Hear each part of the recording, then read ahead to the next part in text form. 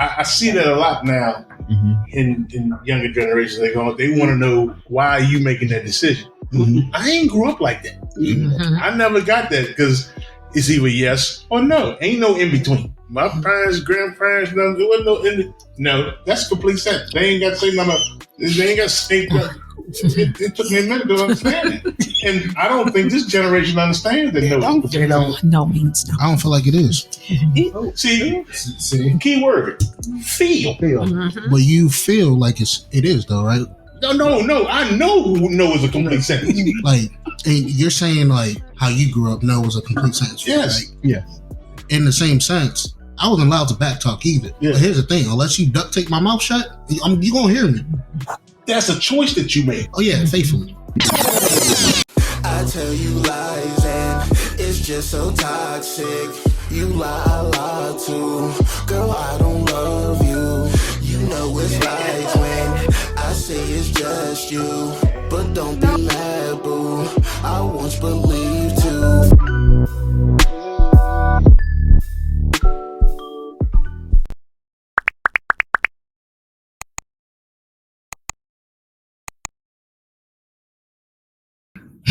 First, let me make this clear. It's DNS Soldier. This is Robby Too Fast, and thank you for tuning in to the Two Sides of the Heart podcast today. We got some special people now. So this is how we're going to do this. We're going to start from over there. So you can just introduce your name, how long you've been married, and how many kids you got. I've been married my name is Petey, Neal. Been married for 34 years. This September 21st will be 34 years. I had 3 children by my wife and 1 before I got married. A total of 4 girls. Wow. Oh, my name is Richard Lewis. I've been married for 5.5 years. I have 2 biological children. I have 4 bonus for 6 total. Robert Thompson. I've been married for 40 years. And I have 5 children. My name's Tana Thompson. Been married for 5 years. I have 4 bonus children and 1 child. Sherone Lewis. I have 4 biological children and 2 bonus children, total of 6. And I've been married for 5.5 years. Coretta Neal. Been married for 34 years, September, and I have 3 children and 1 bonus. And this is 4. The parent round table. All right. So we're going to pick y'all brains, and because me and Soldier, we don't have no children, nor are we married. Nope. But we always have conversations about, what it would be like when we do have kids, and how we would raise our kids based off how we were raised or based how we see our siblings being, or just, how people are on social media. So we brought you guys together just to be able to, pick your brains, because everybody here is at a different level of marriage, or, everybody has kids, so they can kind of, just give your own perspective and, maybe help us when we have kids in about 10 years. I like how you slid that in. This is for Miss Sherone and Miss Tana. Did knowing each other as kids help with co-parenting? Knowing each other? Mm-hmm. Oh, that's a good question. It is. You want to go first? I would say that when Robert and I started dating, I did not know that Sherone was his ex-wife. I didn't. It surprised me, when I found out. And I was like, oh, that would make things much easier, that make it easier for the both of us to co-parent. In co-parenting, it's easy for me because not only that I know her, but I value her, I respect her. Mm-hmm. And respect comes a long way. You have to earn respect. And she earned my respect totally. So with that being said, it's very awesome to co-parent with her because I love her. She's the best. So from my point of view, when Robert told me that he was trying to holler at her, I was like, bro, first of all, she got your league. Second of all, you gonna have to then I said, I'm being honest. Yo, she got your league. This is Tana. Like the way I knew her growing up, and just like the way she grew up and knowing her parents and stuff like that. I think, like I tell y'all now, I'm gonna be Team Tana. Y'all can't tell me nothing wrong about her because just of how things are and how I know that a wife is and how, you know, a step parent is or whatever. And so y'all can tell me whatever y'all want to, but I'm going to be Team Tana. And it ain't going to ever be no beef because, first of all, we're sisters in Christ. And second of all, like anything that we can talk about or anything that, you know, I got to be able to see her point of view. So if y'all got beef with her or, you know, had beef or whatever, like if y'all got a problem with it, I'm going to listen because I love y'all. Y'all my kids, but Team Tana. Thank you. I get it. Mr. Thompson, hearing their responses, what's your kind of thought? What's going through your head hearing that? I'm just here at the moment. Speak freely. So I guess we can go on to the next question. How important is having good communication between parents? So more specifically between y'all as step parents, but then even you two, the Neals, how important is it for y'all to talk about something you may disagree, or how important do you think that is? Let me. Are you asking the Neals or are you asking Tom? Everybody in general. Okay. Okay. So, are you asking how important is it that the parents and the step parents all collaborate and have communication, or both? So, how important is it for you and Miss Tana to communicate? But then also, how important is it for you, Mr. Richard, and my mom to communicate? You know, but then also for them, what's their perspective on communicating between each other as well? Oh, that's it's capital. It's when your mother and I was in our Civil War, you all suffered, period.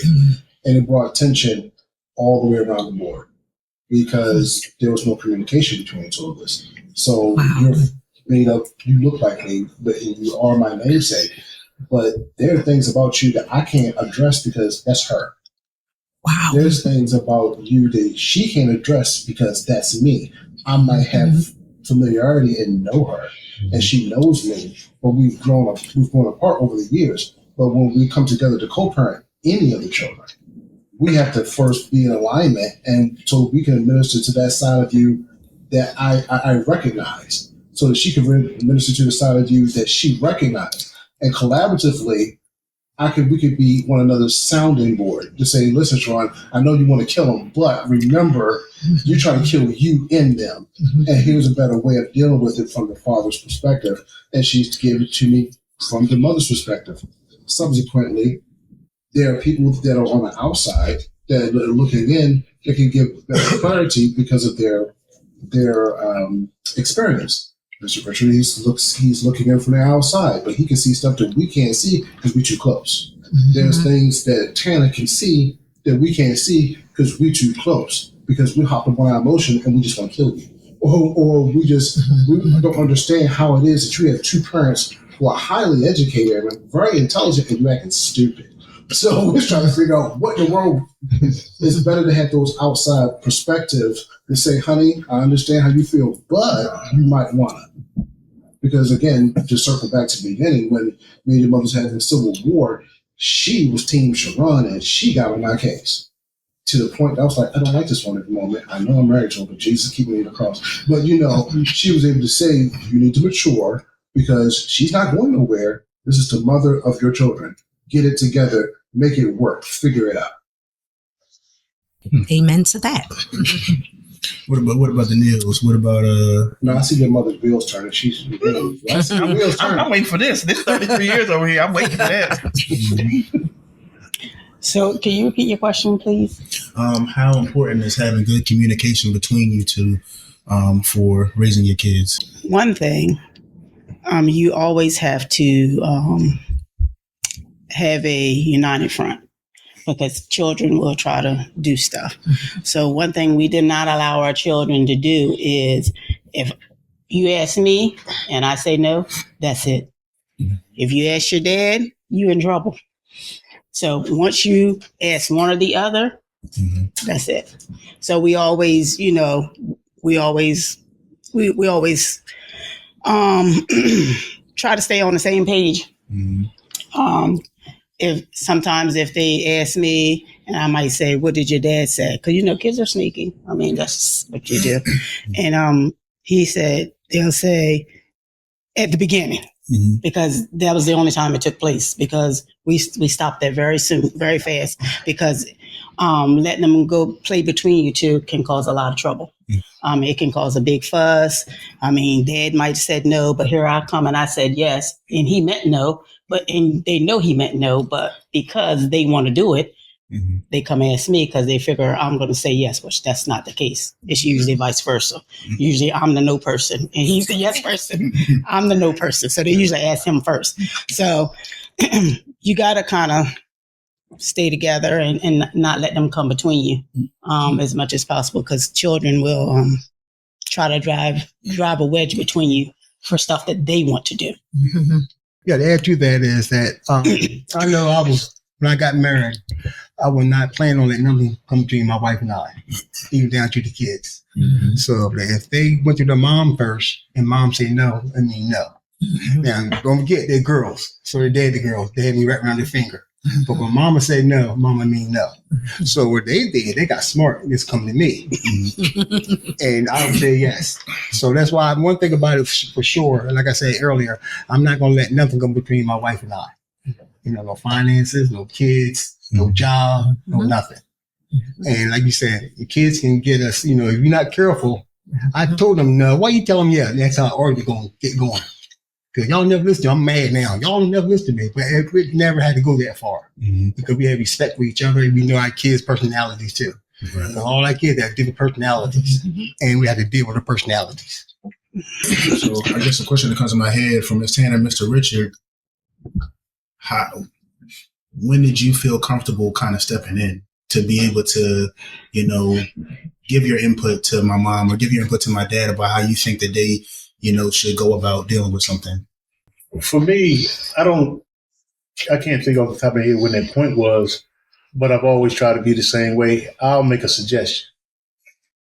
You know what I'm saying? And when you're always younger, I would just make a suggestion and I would tell Sherone, I was like, well, because being that I didn't raise my own, because I was gone, but I still know how I was raised. And I know always be right from wrong.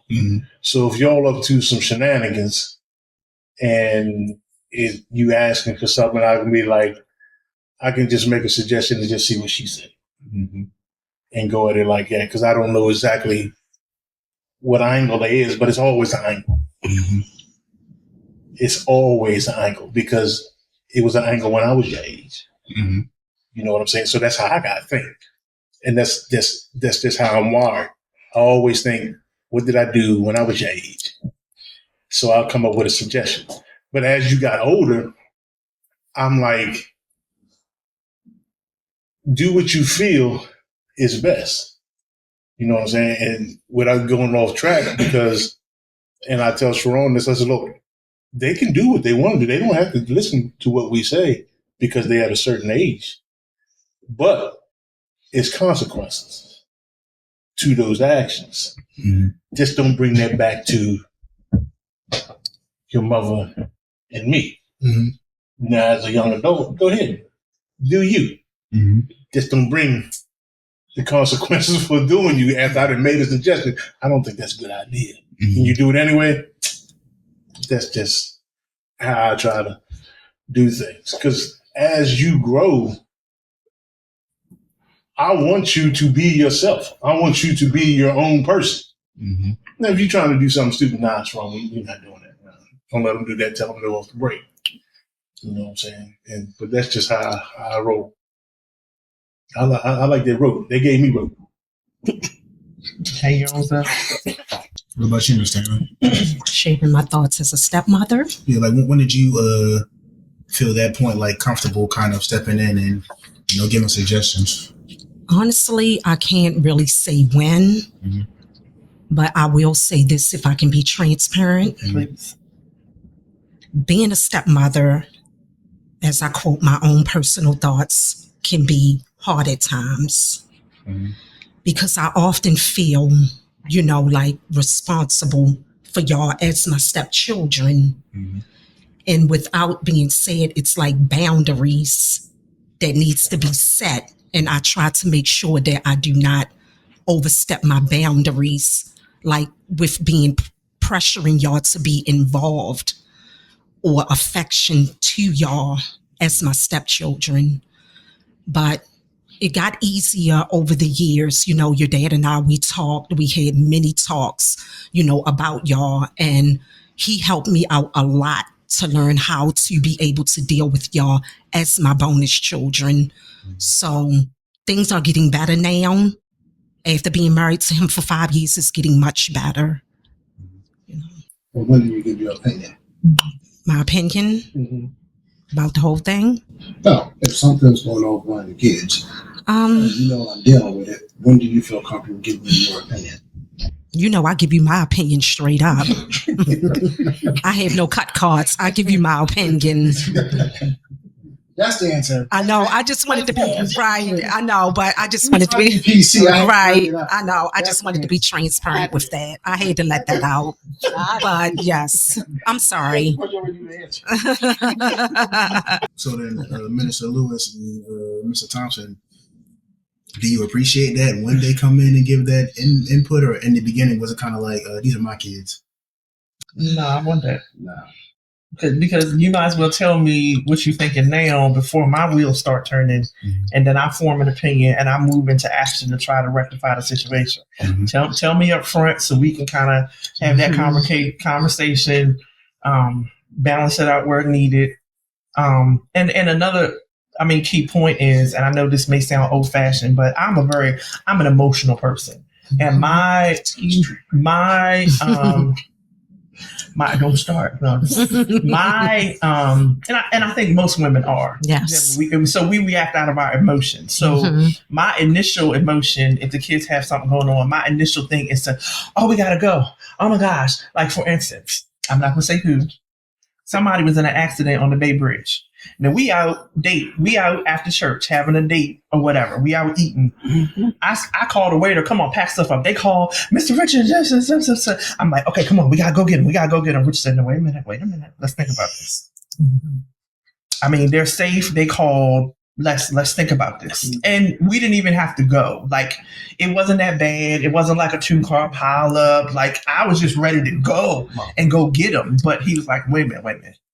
Let's think about this. Like, if it was really that bad, like the state troopers would have called, or, something else would have happened. And so, and then we were able to work it out from them, because, y'all got to learn from y'all have to learn from your mistakes. Upfront, please, immediately tell me what you think. Don't hold it back, because, like she said, once I start moving in a certain vein, and if it boomerangs back and you have an issue, my first question was going to be, why didn't you say something earlier? Because we could have had this conversation a lot earlier. Don't circle back to me and say, well, actually what I thought, no, wrong time. You need to tell me up front, because I trust you. I rely on you. We are a team. Even if we don't agree right off, come, let us reason together. Let's figure this thing out so that we can get on the same page. Because I don't want to do anything. We're not talking about something that happened a month ago. That's just where I'm at with it. If it happened a month ago, you should have told me a month ago. Don't come 30 days later telling me, well, this is what, remember back when you did? No. That was a whole lot.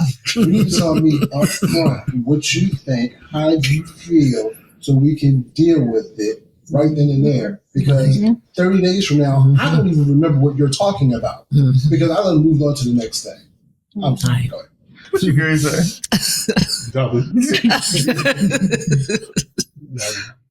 Now we all see it on. We just girls. We just girls.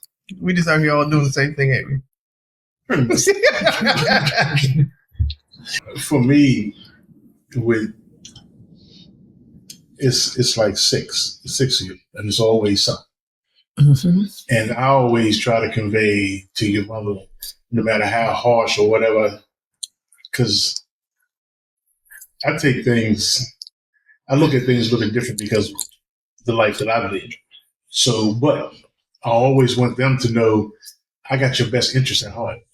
I'm never even don't never think that any suggestion I make or anything that I do wouldn't be because of some kind of vendetta. I want any decision that I make or suggestions that I make is always going to be I feel is the betterment of your situation every time. And I agree. I want what's best for y'all. Because I'm like, I done made enough mistakes. Y'all can't make enough mistakes compared to I done made enough mistakes. So I'm like, nah, that's not a good idea. And you might not agree, but I'm like, I did that.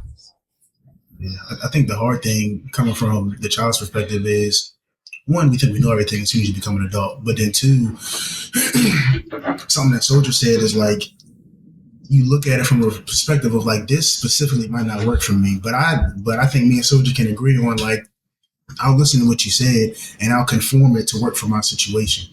So you're like, hey, look, this is what I did. This will work for me. Well, that might not work for me specifically, but I can kind of take that and then use it to, you know, do what I need to do. Because I think a lot of the times I hear a lot of the people in my life, the adults rather, that, excuse me, they'll be like, you know, you should do this, you should do that. But that was maybe for the time when you were 20. And that might not work now for me as a 20-year-old. For the most part, yeah. But there may be a different strategy to get there. The information you're giving is like, yeah, that is true. But the way that you're trying to get me there, it might set me back more than it is put me to where I need to be. True. Possibly. I'm not saying always. Question for you. Because we actually had this exact conversation, 48 hours ago? Probably, yeah. Okay. So the times that I have said, Robby, X, Y, and Z, and you decided, well, my dad is old and stupid, and then you went your own way, and it didn't work out the way that you thought, but the way that I said, how did that make you feel? I probably should have listened. I definitely probably should have listened. I do also think, though, that maybe if I did listen to you 100%, we wouldn't be sitting at this table. So I'm okay with that. I'm okay with those decisions because maybe I thought that I wanted to get to a certain position based off that. And I probably would have gotten there. But at the same time, I'm okay with being where I'm at now because, you know, sometimes people have to learn. Like, sometimes. I'm not quite sure how to help you with that. But sometimes people have to learn, like, as even me as the older brother, like, my sisters come to me and they be trying to tell me stuff, and I just be like, yo, like, I literally did this a year ago. Like, not like your parents, they did it 20 years. Last year, this was me. And you not, but they gotta figure it out. And they'll, you know, and I just gotta, hey, look, first of all, you're not my kids. Let's start there. Second of all, I gotta figure this out too. So the thing that I try to remember, because I am closer to them, is that a year ago I wasn't listening to nobody. So how can I expect you to listen to somebody and I wasn't listening to nobody at 24? Why would I expect you to listen to somebody at 24? Like, I understand it sucks. Because now you ask me for money. I just got paid. How you know I get paid? Now you're asking me for money. But, I mean, I understand. I at least try to be understanding in that regard. It just sucks. But from the parent's perspective, I'm sorry, I'm letting somebody else talk. But I know that the stove is hot. I have the scar. Here, look. Here's the scar that the stove is hot. Why you want to go touch the stove when I was going to show you the scar? I have a question. Hold on. No, go ahead. So it's actually funny that you made that reference because that's what I was going to refer to as well, right? So it's a flame on the stove. We're two different people. You reach your hand out, you got burned. I may be able to reach farther because my tolerance for it is higher. Or, per se. And that's called third-degree burn. It's hard. If I get burned. Because the thing is, we're two different people, right? From your time and your thought process is different from mine. I might get closer and then I cut an angle. And you might have just tried going direct. You know what I mean? So it's like, as a person, if you tell me that fire is hot and I don't put my hand out there to see how hot it is, how am I going to know the boundaries I need to lay? You know what I mean? How am I going to know how close I can get to this before it's harmful for me? But I have to learn. I got burned, but I'm still living. And guess what? Now I have more knowledge. Now I know, you know what? You was right, but you was also wrong about this. Because on the flip side of you being like, all the times that I told you this and I was right, what about all the times you was wrong? You know what I mean? So it's like, you got to find that balance. And as we get older, it's kind of like, okay, I see what you were saying, but I still disagree with it because of this, because our minds are wired different. So the way you might look at it, you might look at it and see a different opportunity than you, because our point of view might be different. So of course we're going to see different things, but you might be like, yeah, that shit's hot, bro. And I might be like, I should have listened, but on my way of getting burned, I learned more valuable lessons that I can apply than just listening. Because what about when you die? Now I don't have you to tell me when this fire's hot. And now I'm doing all the things I should have been doing. Why you gone? You know what I mean? Not necessarily. Because you see where I got burned, and you see the effects. You don't have to, there are certain lessons you don't have to learn because you learn through my experience that it's hot. And now you can take my experience and stand on my shoulders and do something greater. So that you're not in the same level having to repeat the same lesson to do the same thing. Because I've done it. Stand on my shoulders and learn. Uncle said that it's hot. I didn't have to get burned and mess up my skin or to have a. Let's move past that analogy. I don't have to be delayed for 5 years because I listened. He gave me a 5-year shortcut. I don't have to repeat the lesson because he gave me the answer to move on to the next thing. So yes, you can go through the same thing I went through because you were hard-headed and didn't listen, and learn the lesson yourself. Whereas you could have just took my experience and did something better with your life, or did something better with your time, and excelled past where I am. So it's not just saying, okay, yeah, I did it myself, so I got my experience because I did it my own self. What's the harm or the problem with learning by osmosis? Learning by or building on someone else's experience. Why have to do it yourself? Here's what I'll say. It's not that it's an issue. I feel like there should be a balance. And I feel like the balance is what's offset. Because what you're saying is true. You should be. I feel like a parent's job is supposed to, feed your kid knowledge and teach them the ways of life. So that way they don't have to do the things that you had to do. But at the same time, there's a few things that, like Robby said, the times change. So the way you're like, yeah, I know this and I know this, you knew that, but it may not be the same. Like, in the sense, it's like, I can stand on your shoulders. And that's one point. I can stand on your shoulders to see, but it's also like, what you're over here, what if I'm trying to be over here?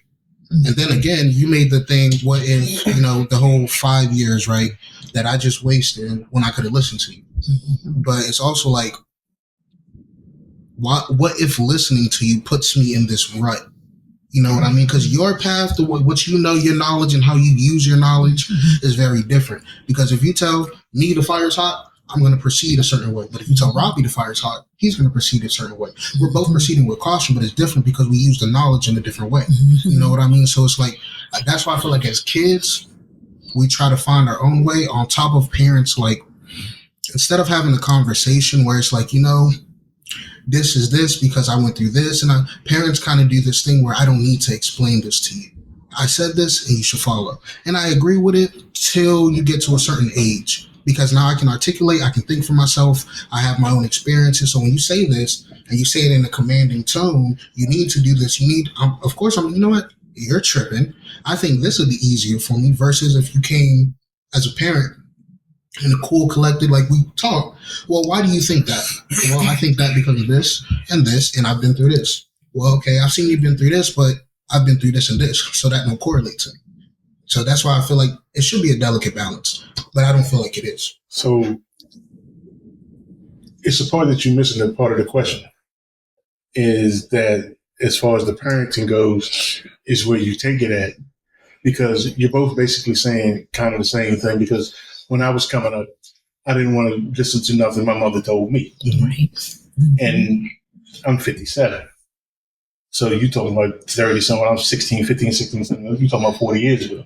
So it's the same thing. But how I changed that into part of the parenting is that I don't hit you with, after the fact, you went on and done your own thing. The part that takes it to the parenting part, I don't hit you with, I told you so. I'm never going to tell you, I might come back later on and say, now, had you not, had you had listened to me, or had you had took this step, but I'm not going to hit you with that I told you so, because that's your lesson. Obviously, you got those consequences. You know what I'm saying? So that's what I don't do, because, for me, that balance that you're talking about, it would be easy for me if you done something that we told you not to do and you failed for us to pounce on you. Mm-hmm. But what good is that doing? Mm-hmm. That's not doing no good. So I don't hit you with the I told you so, because you already know, as soon as you see me, that, yeah, we messed up. Yeah, we did that. And you already thinking that that we're going to hit you with, I told you, but I don't do that. Right. I'm not going to do that, because you already know, had you had done what we said, so I don't have to compound that on. Right. I think the last thing I'll say to wrap it up, I think the piece that's missing from parents that I was kind of talking about is like what you just said, like when you were a kid, you didn't listen. So then now that we're older, it's like, why aren't you listening? Well, when you were that age, you weren't listening either. And not that makes it okay. It just brings a level of understanding. And so it's like when you're talking to a 25, 24-year-old, not even child, grown person, but your child, it's like, have that understanding of like, well, none of us listen at that age, but this is why you should listen. Mm-hmm. You know what I mean? Because when you're just straight off, well, you need to listen because I said so. It's like, well, that, everybody's reluctant when you throw it in their face, but when you bring it with the, well, I understand that you're not listening right now because you're 22. And when I was 22, I didn't listen. Your mom didn't listen at 22, but here's where that got us. Right. And so then, and we don't want you to go through this. We're not saying that you will, but there's a heavy possibility. Right. But also, understand that too, like bringing all that together. You know, I think that's the last piece that you brought up. Is like having an understanding and showing that, hey, I do understand that point. Like I do understand that at 22 you think you know better. I did too, but I didn't, and I don't want you to go through that. I'm not saying that you will, but I would hate for you to have to go through that. Those same things. Yeah. You know, like Mr. Thompson was talking about. I would hate for you to have to go through that same type stuff. Right. So just kind of having that grace and that patience, like, look, you an adult now. You might not pay no bills, but by the law, if you go, so you want to big boy jail. So, but I still want to, help you get here. If you don't, but I understand why you thinking like this. But also, like I was telling my little brother, I was 12 before. You've never been 25. So, like, yo, you don't gotta listen to me. Mm-hmm. But I hope you would, though, because I know a little bit of stuff. Mm-hmm. Like, I feel like we was at the buffet, and you go to a buffet, you try to get a little plate. You got a big plate and ice cream. I said, Darius, you ain't gonna be able to eat after this ice cream. No, I'm gonna eat. Okay. Came back. He had another plate, ate a little bit, and he's sitting there. I started laughing. Why are you laughing at me? Because I told you. Because I've been here before. I've been to Golden Corral 17 times. In the first 16, I got ice cream on my first plate. And I wasn't able to eat nothing. But it got to a point like, all right, hold on. It's like hungry later. I'm going to have to get that a little bit later. Mm-hmm. But, yeah. So, moving on to the next question, right? Is there or was there any judgment on like how y'all parented? Like judgment towards each other? Like maybe Sister Coretta did something you like, why would you do that? We have done it differently. By you saying that there was a difference that I didn't agree. Well, one thing about it, I didn't do it in front of them. We try not to do it in front of the kids. Mm-hmm. That's number one. I might not agree with it, but I know what she meant good. She meant for their good. Mm-hmm. It's just that I thought she might be a little too rough on them. It was not as it was an age. I think I remember this conversation we had once before I told her. I was a credit now. They 20-something years old now. You can't talk at them. You have to talk to them. Mm-hmm. And then she realized that. Mm-hmm. So now that's what we try and do. It's not really, I won't even call it judgment. They call it co-parenting. Mm-hmm. They'll receive it better when she can talk to them instead of talking at them. Because they to a point where, hey, I'm 21 now, I'm 20 years now. You can't really talk like that. Now that won't say it to her face, but I can see it on their face how they taking it. Mm-hmm. And I like I said, I let her know that Coretta, maybe you need to tune it down a little bit, not what you said, how you said, and suggest to them. Mm-hmm. That's about it. Now with me as a parent, I'm always happy-go-lucky. I go from 0 to 60 just like that. No news is good. No news is good news. Mm-hmm. If I don't hear nothing going on, I'm good with it. I'm not going to ask a bunch of questions on what's going on, just like that. Another prime example when Coretta may be, I remember Tish had to go to work, it was snowing and all that. Mm-hmm. Coretta worried that then she get to work. I went to bed, went to sleep, no problem. But the minute I get that phone call saying she was stuck, right there. So as far as that goes, for being a parent, don't be so hard on them. Just talk to them, not talk at them at a certain age.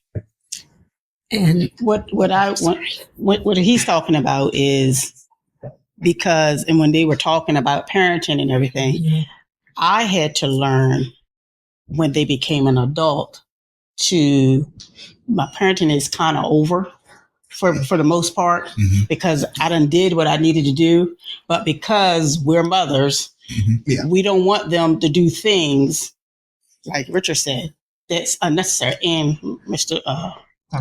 Thompson said unnecessary things, right. because we try to save them, and so I find myself still treating them like they were children, but they're young adults. So then when he come in, because I'm still talking to them like they 10, you go over there and do this, you go do that, whatever. But they 28, 34, so you gotta let it go. So I just kind of, just let it go, whatever. Okay. Oh yeah, really? Oh yeah. They come to me and telling me different things, but I kind of try to stay out of their stuff. I don't ask them no business about their money, because I don't want to ask them about none of mine. I don't ask them. I had to learn, because I was just into everything, because I'm their mom. I don't want them to go through the stuff that I went through. I wanted them to have better things. But as you learn and you go on, and then you hear, different ones that had older children, and talking to my husband, you just got to stay out of it. So they said, oh, this is broke, or that's, oh, okay. You let it go, and you only give opinion when they ask for it, because when you give your opinion, they grown there. They don't want your opinion really no more. So you just give it to them when they ask for it. They don't ask for it. Sometimes it's hard. It's very hard, because I've done it all their life. I've been their person, make sure this right, make sure that's right, make sure they got this, make sure they got that, make sure they can go here, make sure they can go there, got everything they need, stuff that they didn't even need. And then you just gotta sit back and kind of let it go. But I guess that's part of growing up. But that's how, like the young men said, you got to kind of learn for themselves. Right. And, you got to stay out of it. But it is hard to do, but you can do it. You can do it. What about the Miss Lewis and Mr. Thompson? Have you guys ever judged how each other parents? I feel like when y'all were younger, I was when y'all were young and we were together, like I was the nurturer. I was the one to be goo-goo, but I was also like the enforcer, and he just wanted to play. And I'm like, yo, he needs some hand lays on him, get the fast truck or whatever it was. And at some point we kind of switched, especially when it came to him dealing with you and then me dealing with the girls. But I mean, as y'all got older, many a phone call started off, you better get your son. Like many a phone calls was that, because like he said earlier, if it was something that pertained to him or his personality, I'm like, I'm gonna need you to check that with him. But I feel like, honestly, she is the law and I am fulfillment of the law. Somewhat, yeah. Yeah, I remember used to say that. I feel like as y'all have grown, I guess our relationships with y'all have kind of separated us and how we deal with y'all, as y'all have come into y'all's own personality or whatever. That's all I'm saying. Just cover it up. There have definitely been, like I said, some wars between the two of them as it relates to raising you all. That is a direct quote from you on Northshire Drive. Civil War. I am the law, you're the fulfillment of the law. So just do what I said.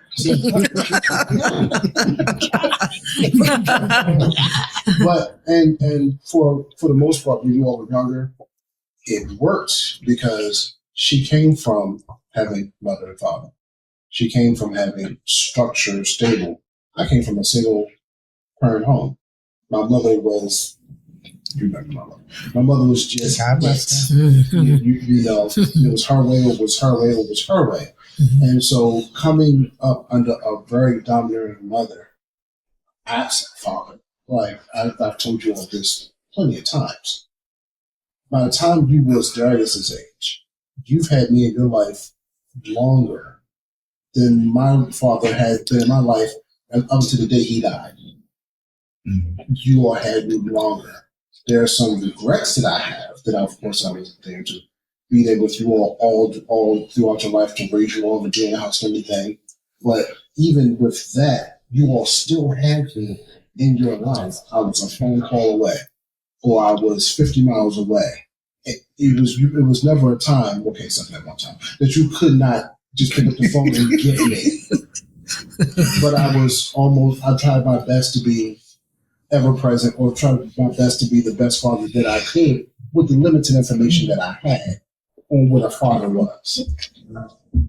But there have been times where I was like, no, Sherone, I totally disagree with what you're saying, or what your stance is on this. But at the end of the day, you all lived in the house with your mom. So although we disagreed privately, I don't think you all have ever heard us disagree in front of you all. We disagreed privately, but at the end of the day, I circle back to, but you need to listen to your mom. You need to acquiesce to what she's saying, because that's your mother. I'm going to back your mother's play, because at the end of the day, that's your mom.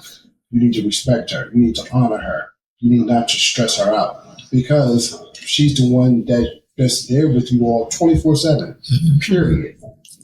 I get to come in and be daddy hero with the Xbox, with the PlayStation, playing around, trying to overcompensate for not being there every day. But the everyday task of being your parent fell to your mom. So yeah, although we disagreed, sometimes we were able to listen to take my advice. Matter of fact, one story comes to mind. Remember, you was having a hard time getting those knuckleheads to clean up, and you couldn't figure out why they wouldn't clean up. I came down on a weekend, set the radio up, and turned on some music, and blasting the music, the whole house got clean. You understood? Oh, those are Robert's kids. If I put on some music, they'll get into a rhythm. They still do it to this day. Yeah, they'll get in the rhythm. We'll be able to do what you guys do. I do have a question now. Sure. So you mentioned that even if you disagreed with her stance, you would loop back around so you need to listen to your mother. Why? By the time I loop back around to you need to listen to your mother, we've already had a conversation where either I was moderately or totally successful in her modifying her stance, or she was able to tell me, well, this is why. And now that I have all the information, oh yeah, she's definitely right. Yeah. Right. She's definitely right. Right. Y'all are out of pocket. Y'all need to get together. I am always going to be on her side when it comes down to the kids, when it comes down to y'all. Always. Why? Because we will always be your parents. Period. Yep. We will always be your parents. And it doesn't matter when you're my age, I will still have lived longer than you. I will still have had more experience than you. And at the end of the day, she'll be 100 and she'll still be your mom. I'll be 100 and you'll still be my mom. So you should always be that level of respect to your parents. Honor your father and your mother so that your days might be longer on earth. So isn't that a Bible verse? It is. What's the other half to it, though? Because I know there's other half. We can find it. Yes. Everybody pick up. We got it first. I only say that because I hear a lot of parents pull that out the Bible. Honor your, listen. What about what they say to the kids towards the parents? You have a responsibility as parents towards your kids as well. But I never hear a parent pull that out. That's a different verse. This is Exodus 20:12, yes. And Ephesians 6:2-3. But Exodus 20:12 says, honor your father and your mother, so that your days may be long in the land the Lord your God is giving you. Deuteronomy 5:16, honor your father and your mother, as the Lord your God command you, that your days may be long and that it may go well with you in the land the Lord your God is giving you. Now here's I think what you're picking up. Ephesians 6:2-3. Honor your father and mother, which is the first commandment with a promise that it may go well with you and that you may enjoy long life on the earth. Yeah, there are other scriptures. We talk about provoke not your children to wrath. Taking that. Yeah, there's definitely to provoke not your children to wrath. And that's a level of understanding and parenting with wisdom. But the first commandment is honor your father and your mother so it may go well with you. Yes. But to go where you're going, Soldier, because I know you always, kind of challenge when we start talking about the Bible and God and what about this. Hey, I'm always encouraging. It's good for healthy. It's good for healthy. But what I would say towards that is, so as I've known the Neals, for example, and that's one of the reasons why they're here, is because even as I've raised my children when I was a single parent or whatever, and then as Richard came into the picture, and as they went from teenagers into now adults, I've had people of like faith alongside me, and I'm closer to Coretta, and they done this and blah blah blah, and they said this and blah. I've had people, like-minded people, who can share with me their experience, who can encourage us, and tell us what they've experienced with their children. So.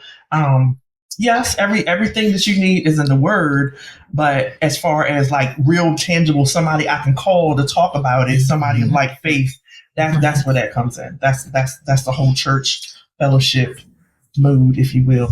I'm sorry, Ephesians 6:4. It says, this is the New Living Translation. Fathers, do not provoke your children to anger by the way you treat them. Rather, bring them up in the discipline and instruction that comes from the Lord. So you still get discipline? Oh, that's fine. My thing about it is discipline is cool. I was raised up. Honestly, you put all of my siblings together, I still got beat the most. Like, I still got discipline. Oh, Lord. And I have technically 4 other, but it was 5. My mom adopted our cousin. So I still got beat the most. But my thing is, when parents use that, right, I completely agree. You should respect your father. You should respect your mother. Yes. But if you're throwing that in my face, don't get mad when you start making me mad and I'm like, hey, what did the Bible say about bringing me to anger or to wrath? It's like, you can't expect me to uphold a certain standard when the other half of the standard, you're not doing your part with it. I'm gonna hold on to it. Right. Well, who wants to take it first? Oh, I'm gonna hold on to it. No, because sorry, Soldier. I mean, I appreciate that you always go to, okay, if this is what's right and this is what I should be doing, and you over here getting on me, like it's a hypocritical, type deal. You're very mindful about, people being hypocritical. My thing would be, just like I tell my children, all of our children, like, pray for me. Like, I'm not going to always get it right. I'm going to falter. And if you're looking for me to be that plumb line, I'm going to try. I'm trying my best, like I really am, but I'm not going to always get it right. So that's where you have your Heavenly Father. That's who you look to. He is the perfect example. Jesus, God sent Jesus as the perfect example. That's who we're looking to. Yes. We have other people that we can talk to who, have adult children, grandchildren even. But for the most part, she may not be available for me to call.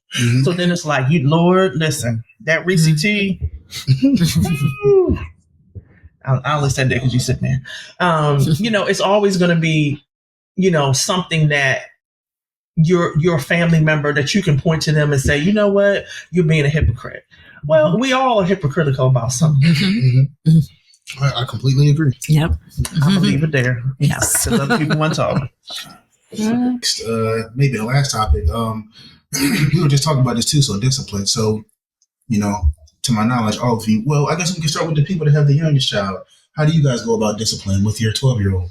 Jesus. Oh, Lord, keep me across. 12. No, see, here's the thing. I am not the same father I was when you was 12. We are none. We are none the same parent that we was. Yeah. Oh, yes, definitely. Take it.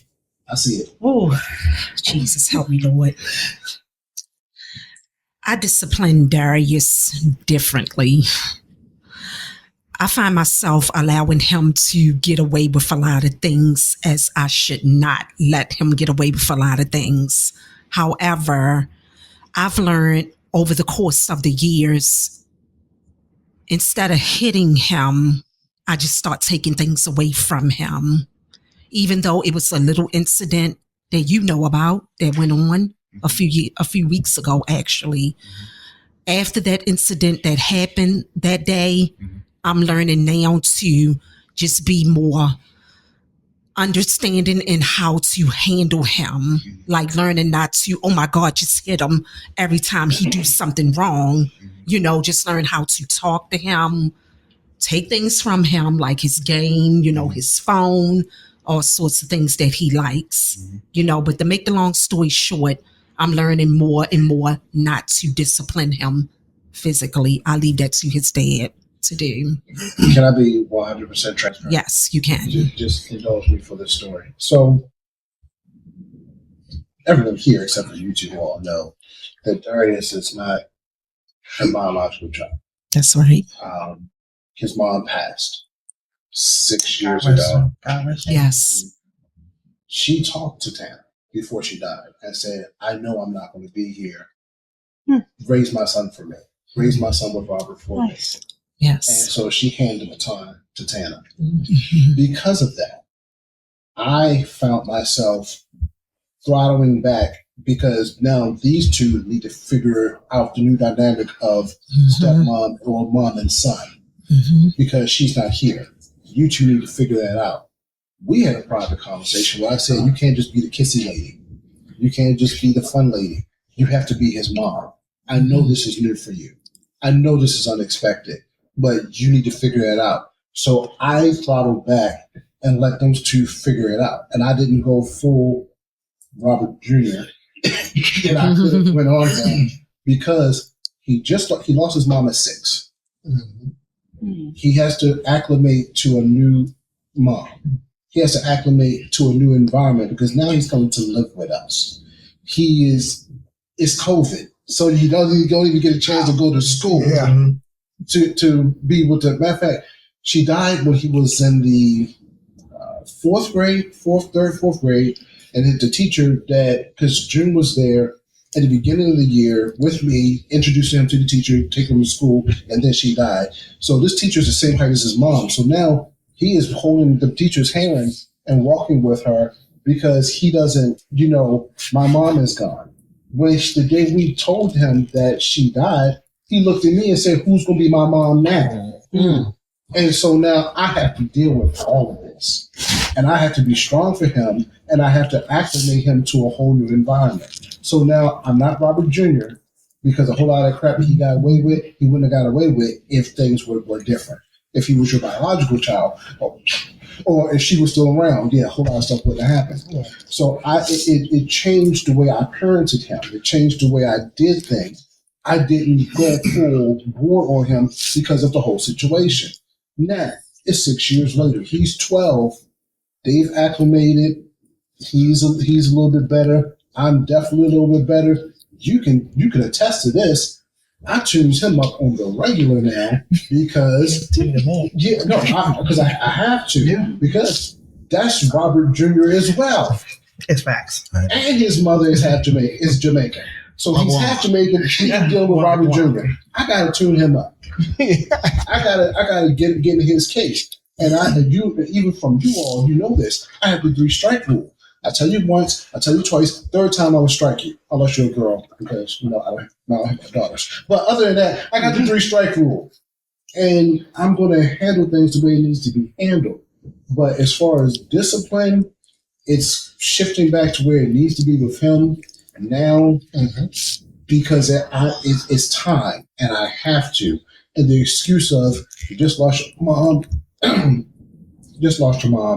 it's COVID, you're activating to a new mom, you don't have no excuse no more, sir. Because he even acts like Tana now. They both lose you. I'm sorry. I love you too. I want to say something, then, and I want the whole table's perspective on this. So, me and sort of talk about this because there's my little brother. So I wouldn't say I parent him, but I'm a big brother to him. So I think the thing when I was younger, when I was a couple like 21, 20, and I would be trying to be a big brother to him, I did what my big cousin did to me. I'm tired of talking. I'm hit him all the time. We doing push-ups, but then I got to the point where, and Soldier kind of checked me on this, and I even had the thing in my head. I'm like, well, hold on. did anybody teach you how to vacuum? Has anybody taught you how to do the dishes? Right. Has anybody taught you how to do this? So how can I get mad at you for not knowing how to do this stuff if nobody's even taught you how to do this type stuff? So now it's at the point where it's like, and he did that kid thing because Miss Tana come, you want to know how to fold your clothes? No, Miss Tana. I taught that dude how to fold his clothes 5 times. Don't let him play you like he knows now. But if I've never taught him how to properly vacuum, so sometimes he'll be vacuuming. He's like, how do you see that stuff on the floor? Oh, you really don't. You really must not know. Okay, let me show you. Now that I've shown you, you're not doing it right? Okay, we're going to the gym. Come on. Come on, but I guess the thing I'm asking is like, how does the other 4 that didn't answer, how do you go about discipline, especially with adult children now, or adults rather, one, when they were younger, but then adults, but then also your perspective of when I said, it's like, okay, well, let me make sure that you know how to do this before I yell at you for not knowing how to do what I'm thinking that you know how to do. Well, unfortunately, I thought that because I had common sense, that my children had common sense. But it took me until they were probably about 18 to find out they did not have common sense. Because things that I thought that they could do without me listing every single step, I thought they could get it done. And they weren't getting some of the things that I asked them to do done because they didn't know.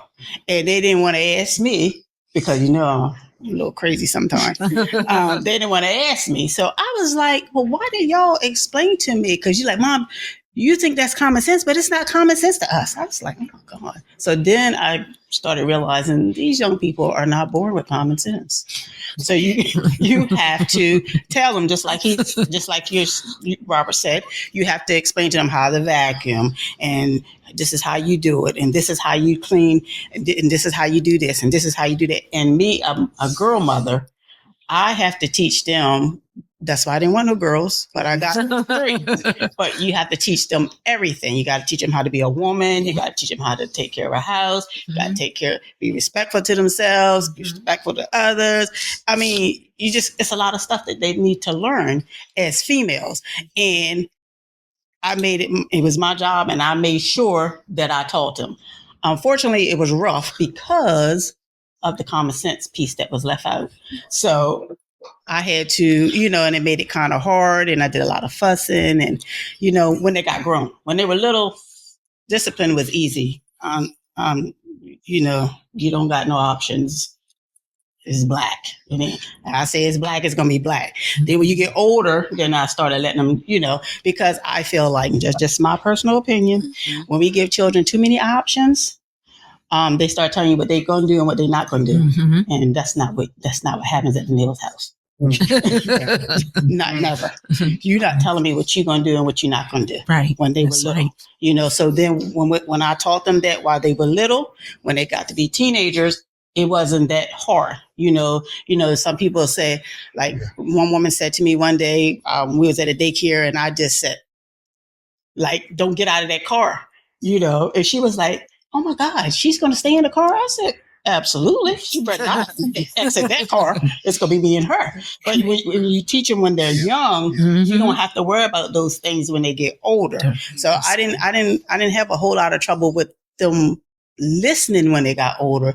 I think my most problem was letting go as their mother and letting them be young adults. And when I figured that out, things got a little better. I got one that's a lot like me, so we still bump heads a lot. So, but she knows I love her, and I believe she loves me. I know she loves me. It ain't no believe in it. She loves me.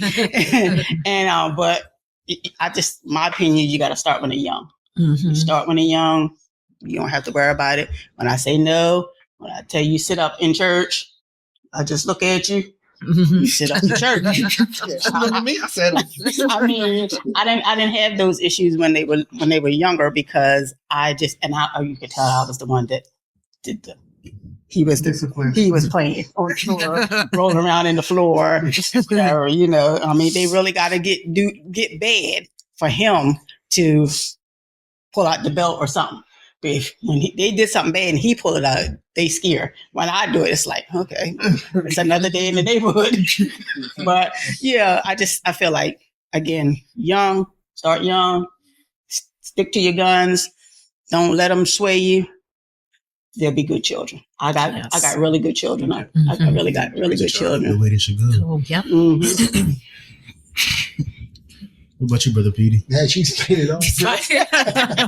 I can say this though, she did a good job with them. I mean, a good job with them, train them up the way they should go. Now, for me, I didn't have to say much. It's something about they used to her fuss. Now, if I raised my voice one time, they start crying. Mm-hmm. And yes, I did beat them girls. I did put that on them girls. I did it. But one thing about it, like I said, we had good girls, and even my oldest daughter, she's a really good kid too. Mm-hmm. It's just that, when Coretta raised the three, and she really did a real good job with them. And I didn't even have to do nothing. I was the, big brother every now and then, play with them, talk to them. Right now today, we can joke around. Mm-hmm. But Coretta don't really joke around too much with them. They got to find their balance. Mm-hmm. They can find their balance. Yeah. That's the same they can say to me. They can't say to her. I got this one daughter, she's the one. She always thinking about stuff and they can and all that. So I do it to her to be smart. I just think just be smart. She ain't mad. So I just go just do what I do. That's what I do. I love my kids. I love all my kids. But one thing about it, as we train them up as they're little, they get respect. Mm-hmm. Don't wait till they get 17 trying to tell them don't do it no more. And she did well with them. Yes. Sometimes I felt sorry for them. But I let them myself. They go ahead, do your thing. Yeah. So, you're not going to write if you're not doing this. You're not going to do that. Mm-hmm. I remember one time she was combing the girl's hair, and one of the twins saw how the hair going to look. She said, I don't want my hair like that. But guess what? The hair was like that. The mom said, just because you don't want it, you're going to get it. So, no options. That's how we train. Take this ponytail on this bag. Yep. Take it. She be bad too, but she took it. What about you, Mr. Lewis? I mean, for me, as far as the discipline goes, I technically, being that I didn't even get to raise mine and because of my circumstances, a son or a daughter, I had really pretty much no say in none of that. And because of me, but in this situation, we'll have a conversation and we'll come to an agreement and she'll go tell them this is what it's going to be. And that's pretty much how it went down. And it usually always comes from me telling them a story like when I was coming up, I had no say in nothing. It wasn't I want such and such to eat for dinner. I didn't even know it was for dinner half time. We just sat down to date and at dinner time when Papa came home, that brown truck pulled up, we knew it was dinner time. We came in and we sat down and ate, and that's what it was. Mm-hmm. What we have and what we cooking. Who that? Mm-hmm. I never eat, like I said it before, but I never even went in the refrigerator until I was like 13, 14 years old. I mean, which one I'm going in? I ain't putting them in there.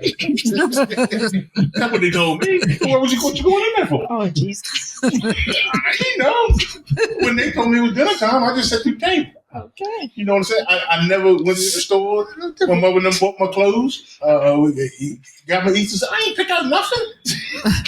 Yes. Man, I don't know about that. School clothes. Even when I went, by the time I got to high school, my mama came home, here's your jeans, here's your shirts, here's your books, here's your Trapper Keeper, here's this and that. That's it. I ain't got no store. Mm-hmm.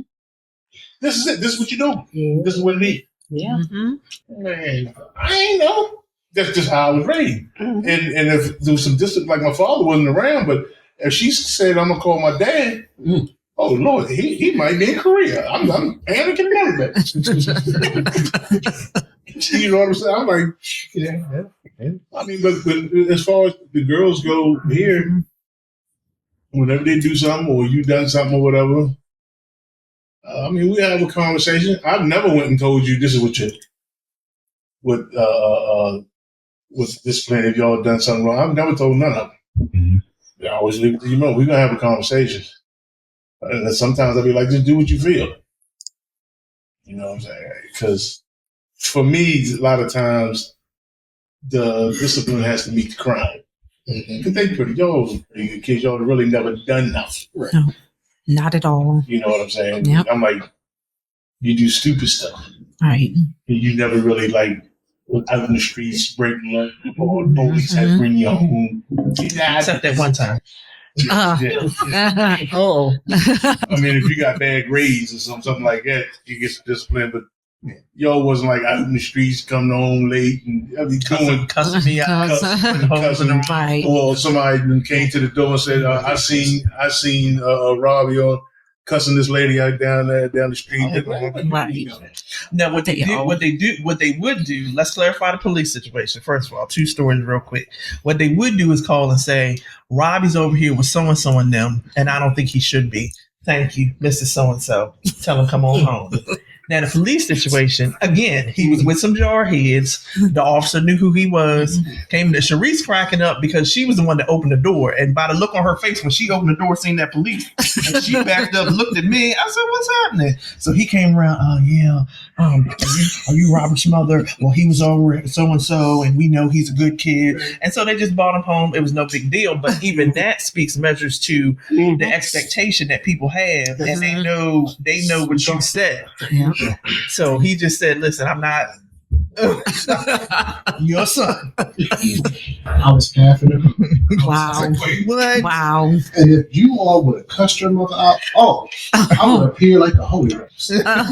Wow. Matter of fact, remember the time you was at football practice and you saw me walk across the field and y'all called your coach everybody's They thought I was off the team. They thought that was done. They said, "Robby, you ready to give him the jersey?" They thought it was it. Like, the season over. So back to your question about discipline. I think me and Richard always talk about, how we grew up, very similar. Even though our fathers were around, they were not present in the home. Like you were saying, very not domineering, but very strong-willed women. We were raised by grandparents and around and things like that. I think before I had children, I had in my mindset of how I was going to raise my children. But then once they get here, that's a whole different kind of situation. Mm-hmm. And then, in my situation, they just kept coming. So it's like the discipline that you got by the time Sharice got here, I'm tired. She run the whole house.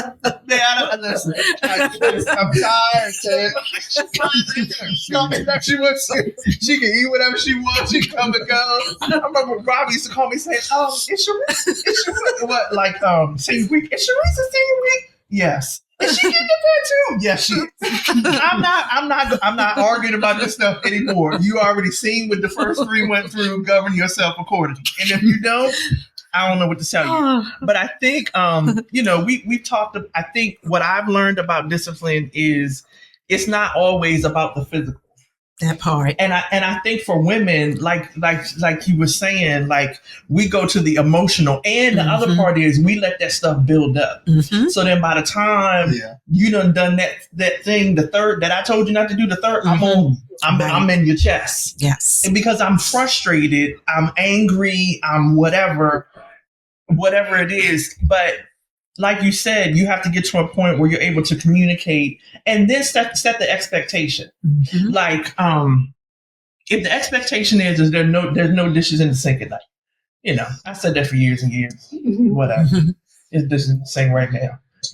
Go get it. But like, what is the expectation and hold to that? But then like after a certain point, I'm like, I'm just tired, bro, Petey. Layla come along, and then you got the different personalities, and then you got 3 females, 3 females, and I'm we got the 4th. I'm the 4th female. I'm trying to be the alpha, and they're coming in, starting to be young women, and I'm trying to, like you said, train them, and they bucking and. Like I thought I was gonna have to swing on a few of them. Like seriously, I was like, Lord, I'm trying to get charges in these because it's me, the Life Center, worship liquor. Like it says Coretta put something on my books. And I think one of the things I wanted to say was like you really have to use your resources. As a parent, whether it be your parents, our parents are not with us. Oh, what I would do to call Nana. and say, "Nah, you used to tell me blah blah blah blah blah blah," or call my mom. But whatever your resources are, whether it be your pastor, their teachers, y'all have had some wonderful teachers. I was very blessed to be able to work at the school where they knew I didn't play that.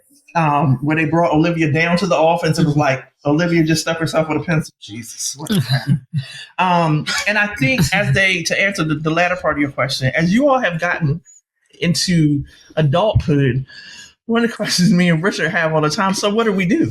Right. Nope. What do we do? You're an adult. Nope. We can pray. We can talk. After a while, I'm not talking no more. I don't. You gonna run into that brick wall because I told you it was there. You got your foot mashed down on that gas accelerator. Okay, go ahead. But then the conflict comes, and like Richard always says, you bring those consequences back here. The consequences are always going to come back here. Right. Because who else y'all going to? Right. So where are you going? That's right. Part. That's the frustration part. Where else y'all going to go? Yep. I mean, you got your coach, you got other people, resources. Yeah.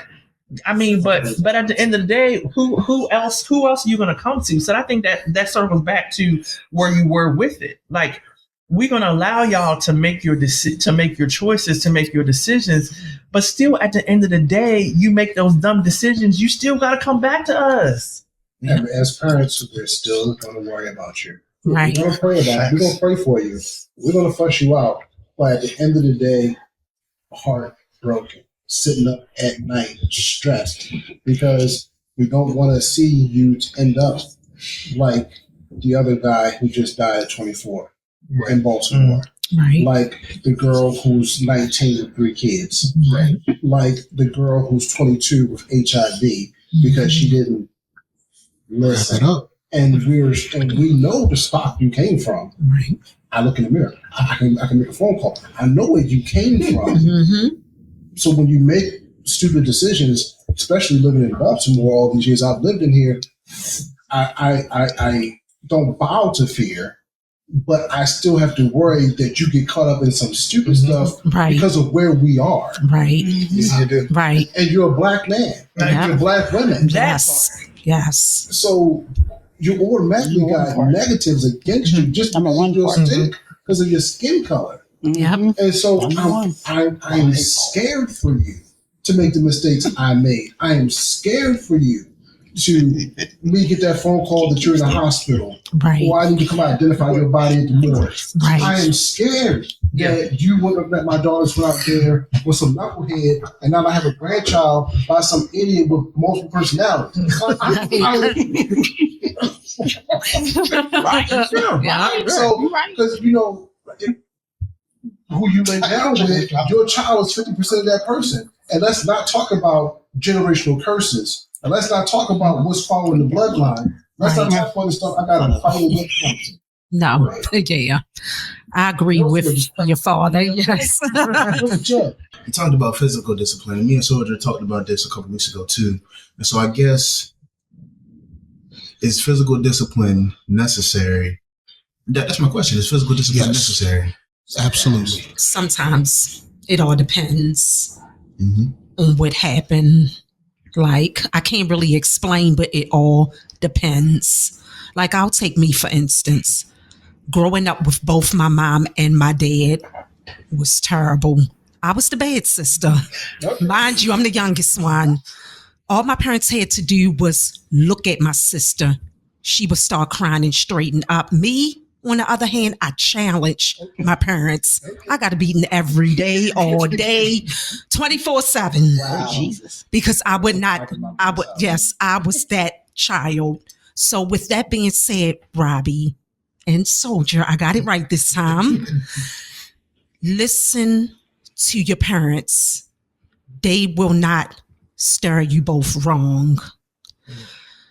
There are going to be some dumb decisions that y'all make because y'all are young. Y'all are young adults. But however, at the end of the day, your mom and your dad is going to always have y'all back. Me and Richard is going to always have y'all back.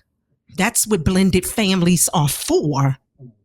To be there for y'all, to have y'all back, and to make sure that y'all go in the right direction. So it's very necessary and important to listen to us. We all have your best interests at heart. I'm sorry. I see young people. I might be more. I don't catch so many anymore. But young people your age just homeless. I'm like, you have no family. What happened that you exhausted all of your resources that you had nowhere to? Wow. Sometimes that choice is better though. Like you'll be surprised by how much a child's peace of mind could really be infected, like in that household. Like the thing about it is everybody got their life going on. Yes. So you can't really sit there and tune in to make sure that this child is all the way straight. Right. It could be an issue that they had with you years ago that's eating them up. It could be an issue that they had with whatever, something on the outside going on and it's eating them up and y'all just butting heads. And at the end of the day, I'd rather go lay my head on the street versus argue every day. Man, forget that. At least my head's on the floor. I'm cold, but it's at peace. Wow. The price of peace. It is. Oh, peace is expensive. I think as far as you gonna say something? Go ahead. I think as far as the question is physical discipline necessary?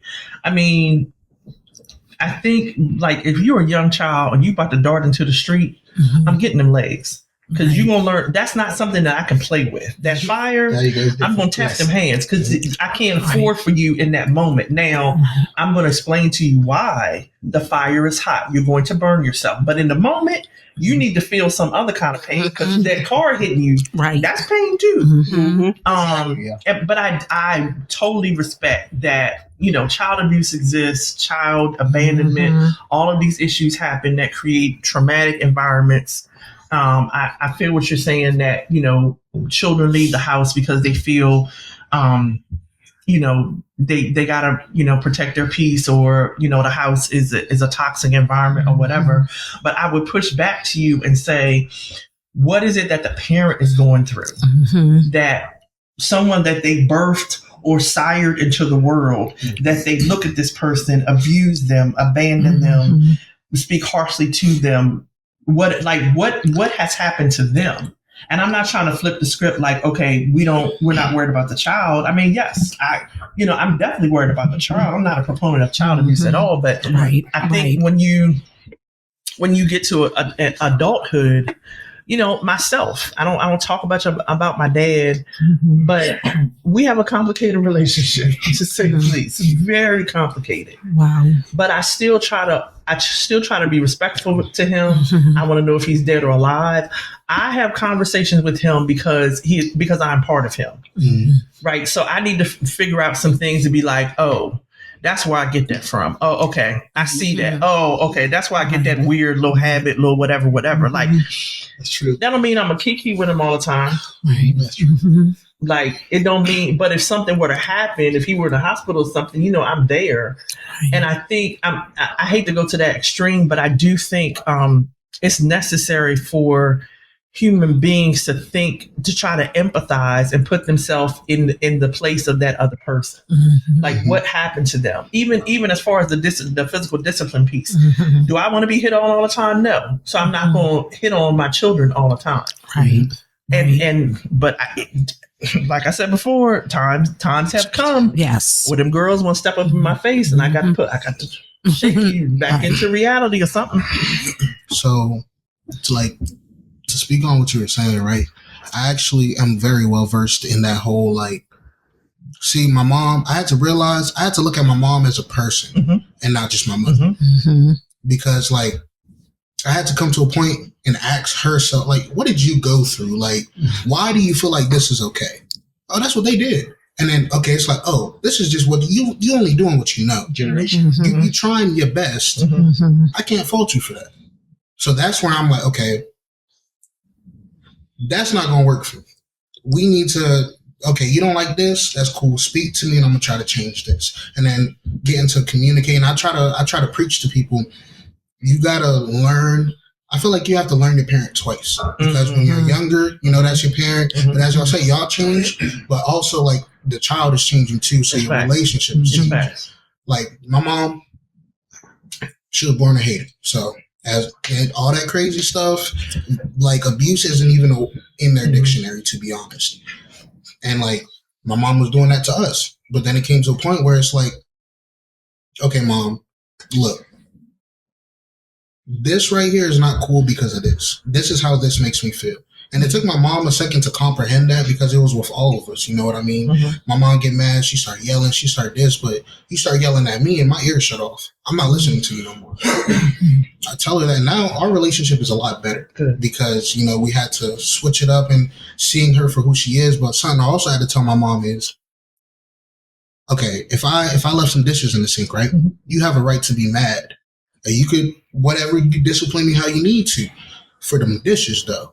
Everything else that you're mad about, you went through your whole day. You had to deal with a shitty boss. Work was hard. You come home, you're not disciplining me anymore. You're lashing out. And that's the difference. I feel between discipline, there's lashing out, and there's the actual discipline where it's like, okay, I'm about to beat you because you ran into the street and X, Y, okay, cool. But if you just, it's been a frustrating day and they just kind of tip your scale and now you just give them the full brunt force, I feel like that's a little Agreed. Yeah, I agree. Agreed. I totally agree. Intelligence. Yes. Emotional intelligence. Yes. To compartmentalize and deal with things as it is and not, as it is.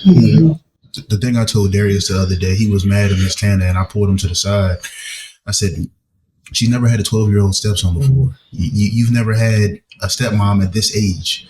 Like, that's something that a lot of people don't think about. Like, my mom's never had a 25-year-old son before. She's like, people don't think about that type stuff. Like, you know, a lot of people my age, they talk about what their parents did to them, but I'm like what Soldier was saying, like, did you ask those questions? Like, why do you do that? How did you grow up? You know? Like, I talk about that when you talk about relationships, or if we're going to stick with parenting, it's like, I ask my mom, sometimes we just sit and just talk about stuff. Right. Oh, that's why you do that. Because when your mom was that, okay. All right. That's why my dad does this. Because grandma, Nana, she used to do that.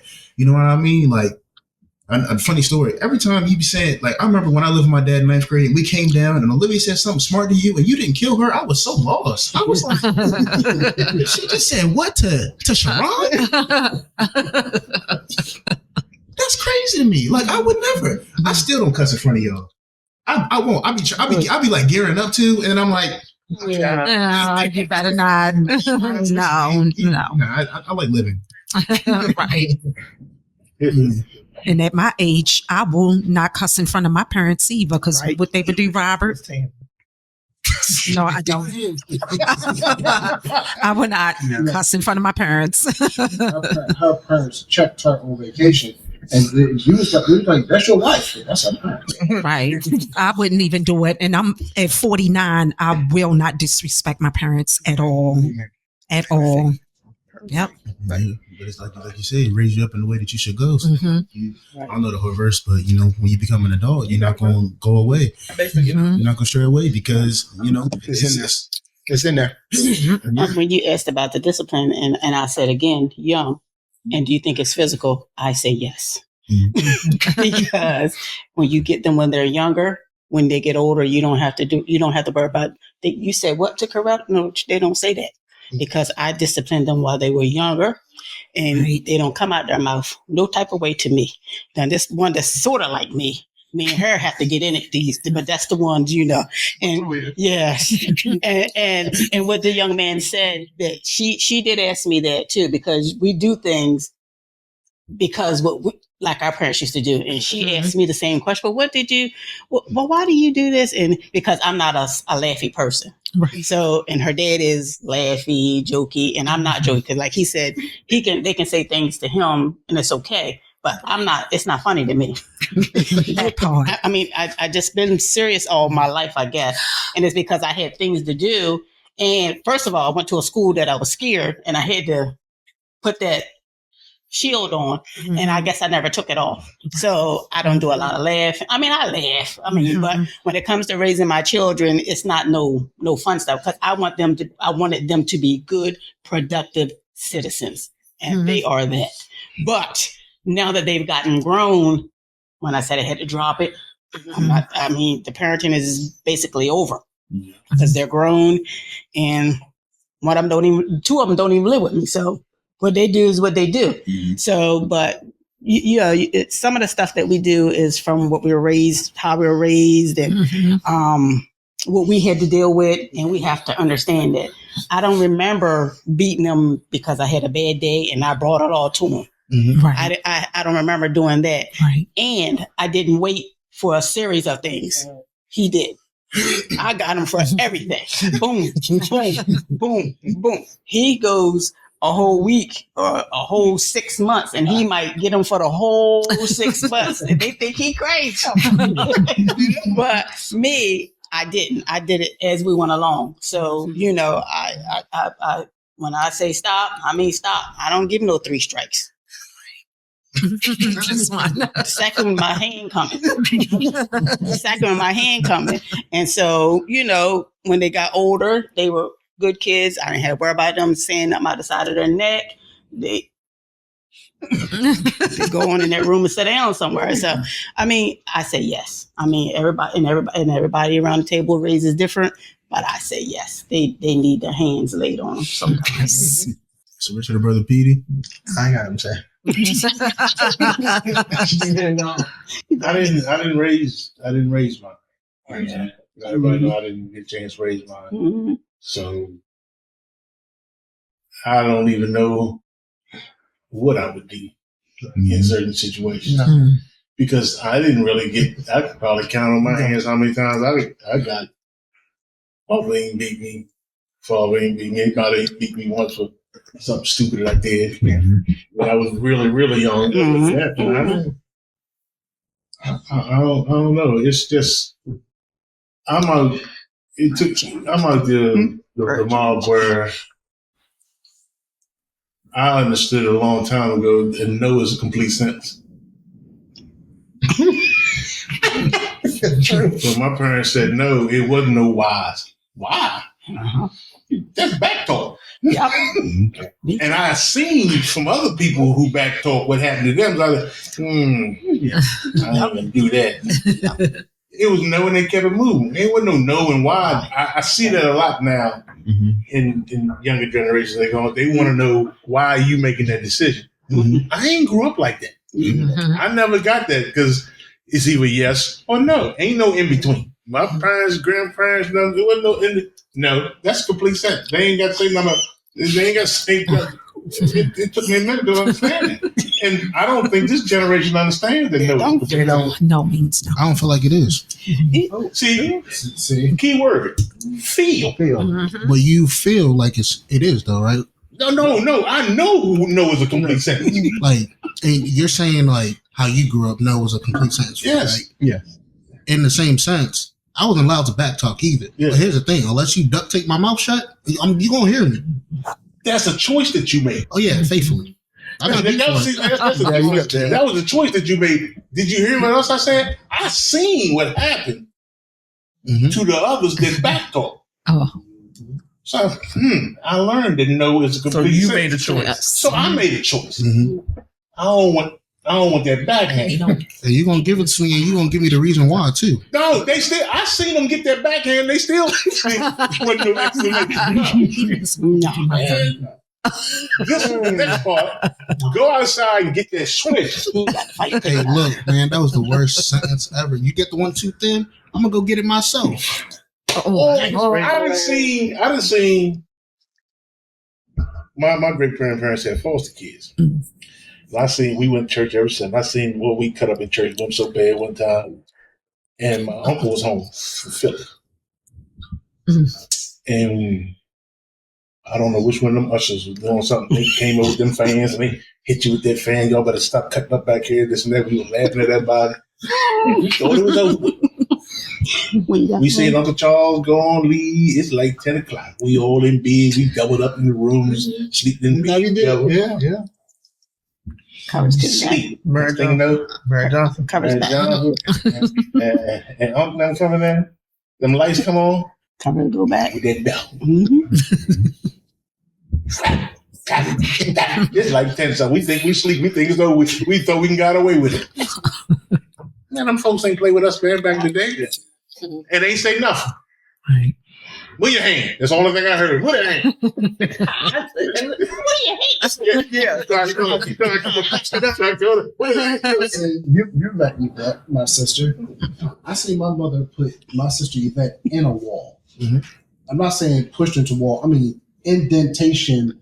Maintenance had to come put her in the wall. Mm-hmm. My brother Kevin, when she punished him, she said, "You better not go past the front steps or the back steps." And he moved. And he didn't move.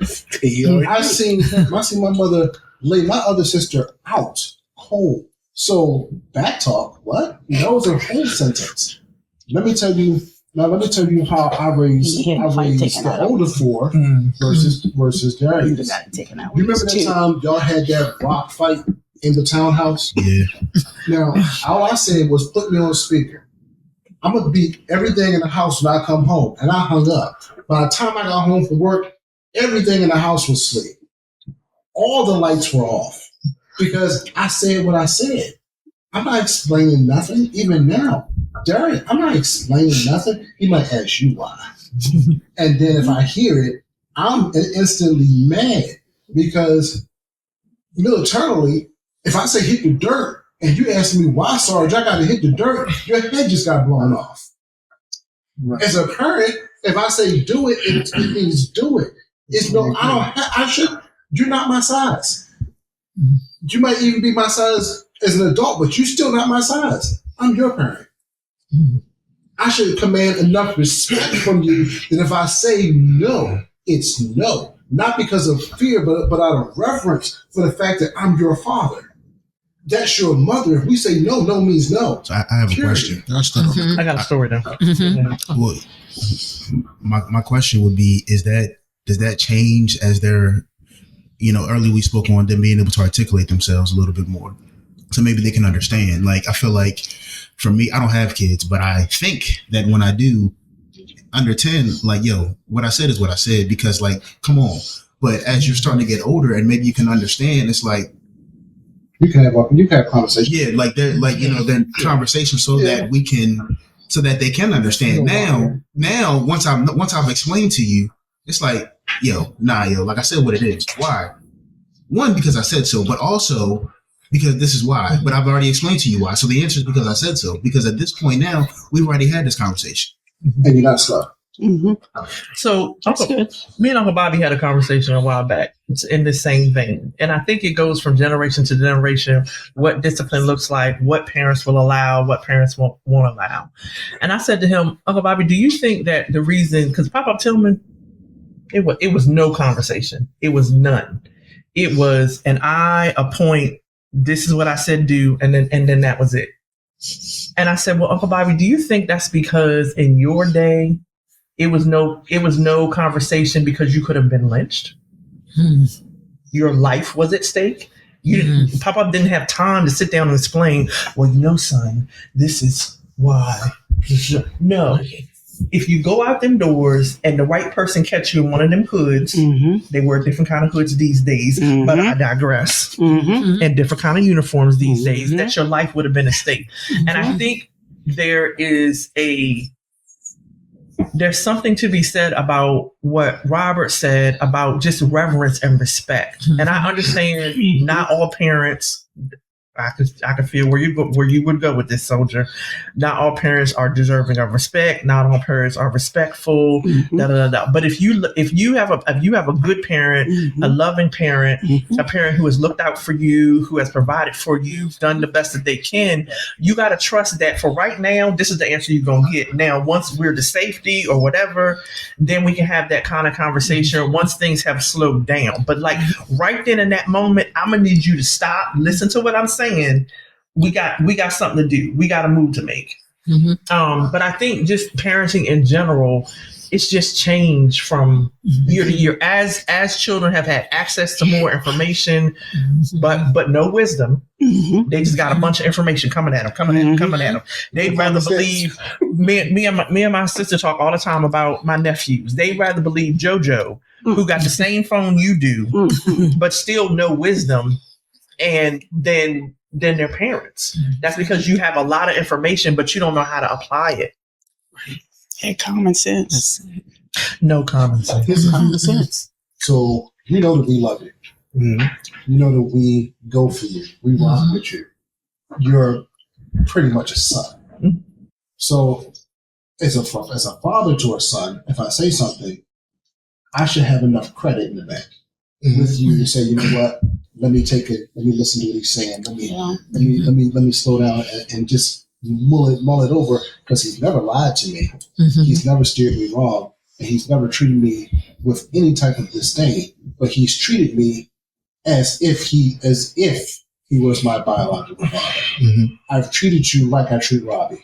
I talk to you like I talk to Robby. I have expectations of you, just like I have with Robby.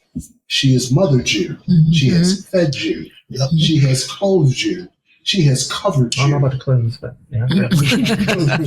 She has covered you, clothed and with love.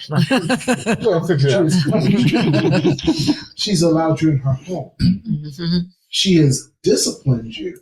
So you should be able to trust her when she says, Soldier, no, don't do that. She shouldn't have to give you a dissertation.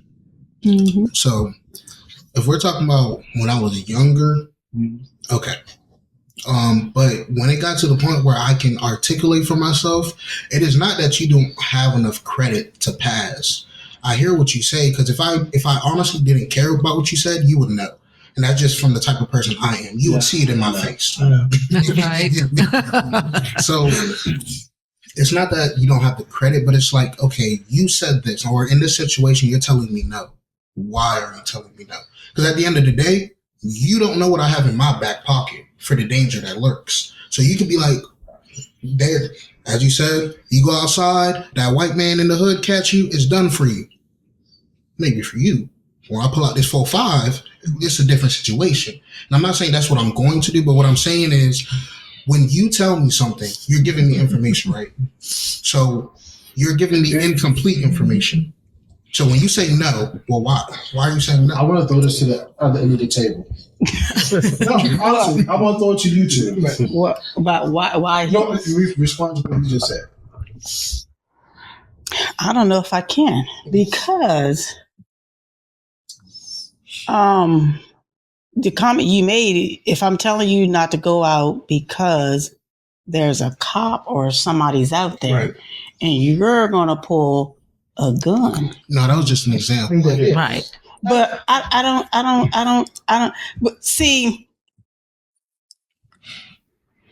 that's where I say from the beginning, because when I start you from the beginning, I don't have that, because You don't have it. I don't have that, because I don't took the fight out of you when you was 2. Now you can speak to me when you're an adult. Yes, I get it that some things you want an explanation for. Mm-hmm. And I would say, tell me your name again. You can call me Soldier. Soldier. I know it's an easy name. I'll say, Soldier, I don't think you should do that because da-da-da-da-da-da. Mm-hmm. Now, if you don't want to listen to nothing that we saying, mm-hmm, because you don't think it's good enough, then okay. I mean, it's nothing we can do about it.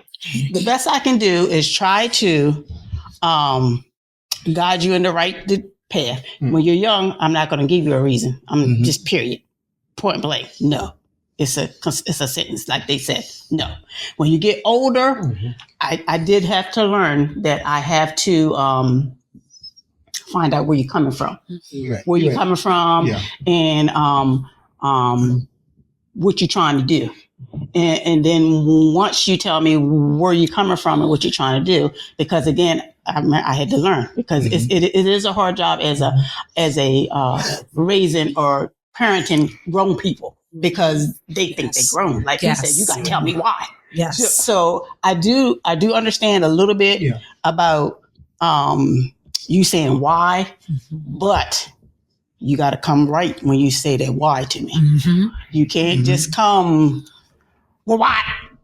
No. I understand that. You know what I mean? Mhm. Yeah. So, Yeah, for so you sure. got to come to me because you want me to come to you with respect. Yeah. So you definitely got to come with me with respect yeah. because I'm your mother, which Mhm. is, so you got to come to me with respect and say, well, why is that, Mom? Da, da, da, da, da, da. And I said, well, I don't think you should do that, Soldier, because this, that, and the third might happen. Mhm. And you might say, okay, well, I don't know. I said, okay, but I'm telling you, we was born at night, but not last night. I'm gonna throw you on one of them lines. We was born at night, but not last night. I'm trying to tell you that's not gonna work for you. So if you try it, you're on your own. Now I don't know what your dad might tell you. See, my husband don't know a lot talking to boys because he ain't got none. he ain't got neither boy. Yeah. So usually the talking is me because we got all girls. Even my bonus story, it's a girl. So he doesn't really have a lot of experience with boys because we never had boy issues. We got girl issues and they ain't good.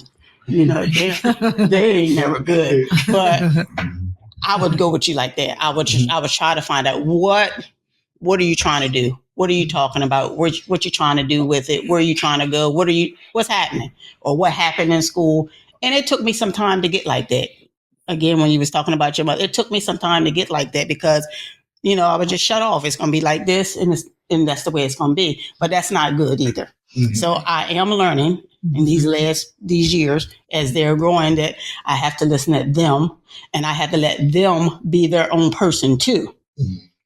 It is very hard as a mother because we are such caring people. Yes. My husband is like, just a little, all right, whatever. It don't matter to me. Whatever she want to do what she want. But mothers can't let it go like that. Mm-hmm. We want to be there for everything. Mm-hmm. We want to make sure everything's perfect. We want our girls and our boys to be wonderful. All the things that we didn't have, we want you to have. Mm-hmm. So sometimes we tell you no, it's because we know it's not going to work, but we know, you want to know why, but later.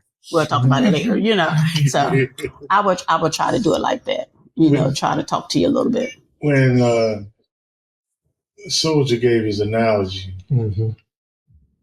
and he's like, you don't know what's in my back pocket. Mm-hmm. Too Fast looked at me because Too Fast know he had just jumped in my playground with what you said. Mm-hmm. Yeah. And as you get older, like Sister Coretta was just saying, it's not the no as a complete sentence. As a young adult coming up, I feel I have the right, you have the right to ask me. Right. Why? Mm-hmm. Yeah. And why wouldn't I give you, if I'm going to tell you this is what I think, all right. And you got the right to ask you why, and I'm going to give you that. Mm-hmm. You know what I'm saying? Mm-hmm. But that analogy like you gave, you don't know what's in my back pocket, or the situation might go out, or mm-hmm. I might be ready for that situation because I don't got a 4 or 5 in my pocket. See, I did that. I know I've done that. So you can't come at me with what you might do if A, B, and C happen. See, because I didn't already did A, B, and C, and probably D. Jesus. I didn't already had that waiting for this person, that person, or that person, or the police, or whatever. I'm ready. You can't probably come up with anything off the top of your head in that scenario that I ain't done or I was with. There, I've been shot. Mm-hmm. Mm-hmm. I've been in a car accident, car flipped 3 or 4 times because I was going 100 some miles an hour. You already know I've been in the joint, but I was in shock trauma 7 days. I ain't even tell you, I mean, there's no purpose. I was told, because when you use that scenario, it took me to where old head told me when I was young, don't pull out no gun, you ain't gonna use it. Yeah, mm-hmm. Sucks. So basically, I come up out of them all, ain't use you carrying it. What you carrying it for? Not saying that I condone any of that, but that's just how that's just the life that I was living. Right. That's how I came up. Yeah. So when you say that, you don't know what's in my back pocket, yeah, I've been there. You know what I'm saying? And guess what? I'm going to go back to the beginning of what we talk about. It takes you back to that word. Consequences. Yes. Yep. Because I've been there and done that, I lost 20 years of my whole life that till to this day I'm trying to get back. That I can't. That's true. Yep. Yeah. 20 years. I can't get that back. I'm fighting now, trying to get a retirement and all that kind of stuff because I didn't have it because the choices that I made for what was in my back pocket, you don't know what I'm going to do next. Right.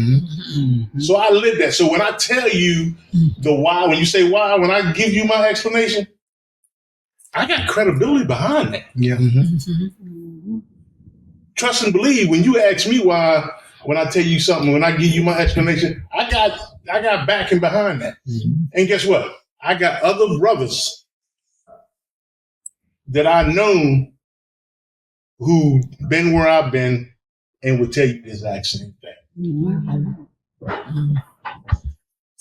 Like, I understand what you're saying. And in that, like, technicality, like, if we're going in that general speaking, like, I actually got that joint in my pocket, but I was more saying in a figurative manner. Like, I get that. You know what I mean? Because the way I see it, you know, I'm not dumb. Like, I had to learn a lot of things because I didn't have no one to teach me. Okay. You know what I mean? I had to take a step back because it came to a point, like I was saying, that peace. It's like I had to detach from my situation to see the bigger picture and then reattach and then refix things. But it's like also, though, my mind, the way it works, I want to know why. Because the way you see things, my sight just might be different. And I'm not saying that yours is better or mine is better. Right. What I'm saying is that they're different.